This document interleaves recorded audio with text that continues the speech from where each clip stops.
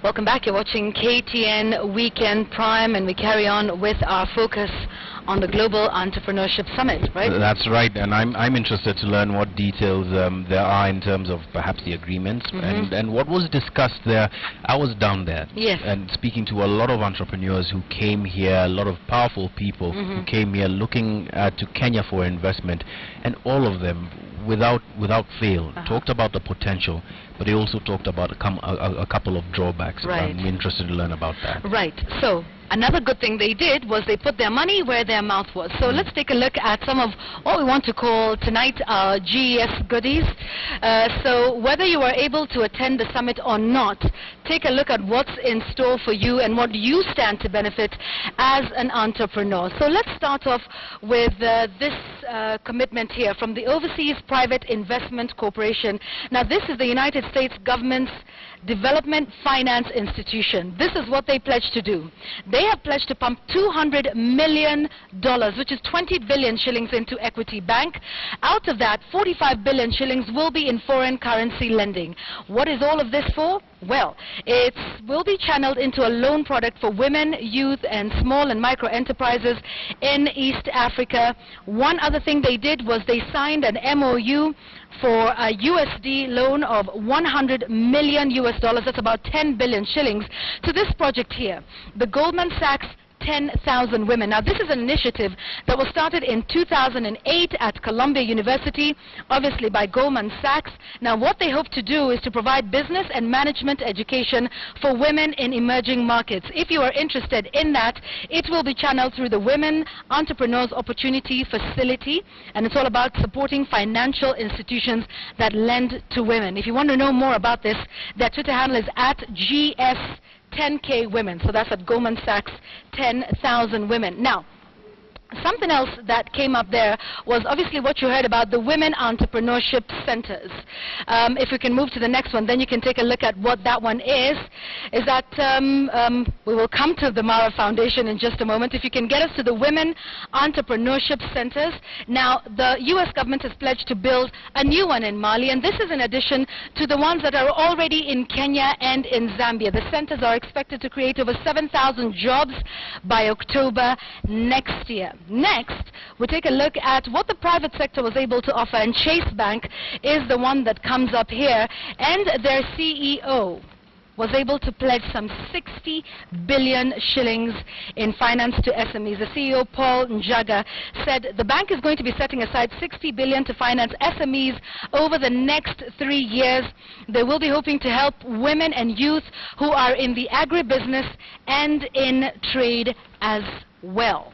So after that, there was Village Capital. Now, Village Capital is a global venture fund, and they have pledged 1.3 billion Kenya shillings for 100 entrepreneurs around the world, 20 of whom they've said are from East Africa. So wherever you're watching us from, this is something good for you. Now, they are basically involved in critical seed funding, and they look at enterprises that are solving major problems in society.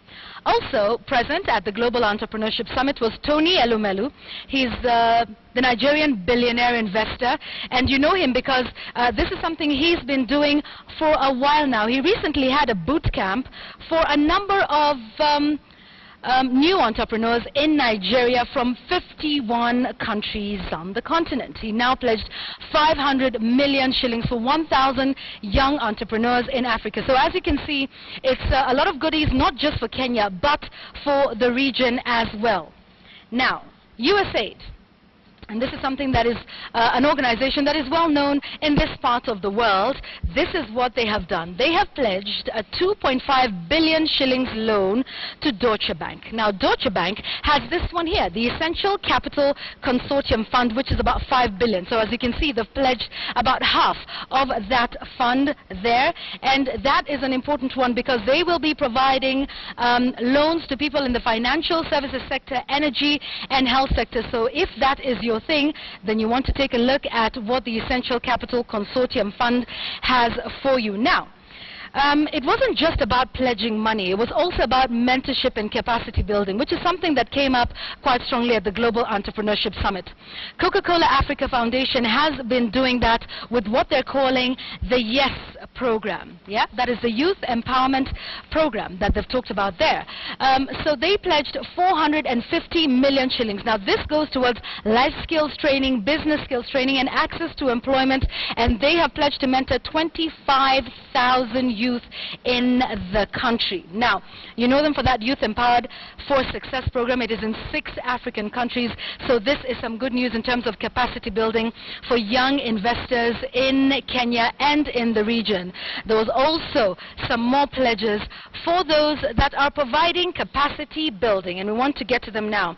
It's a global innovation through science and technology. Now, this is going to be launched by the U.S. State Department, focused specifically on Africa. They have pledged to mentor and connect more than 10,000 youth and women in science and technology by 2016.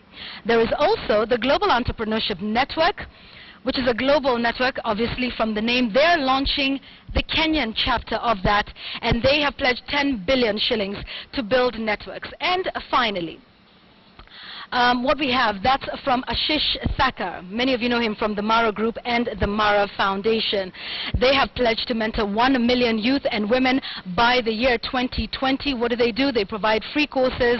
They have e-learning, internship opportunities that are very important for young people to be able to get a feel and get hands-on experience in the field that they are interested in. So these are just some of those pledges and some of those goodies that came out of the Global Entrepreneurship Summit.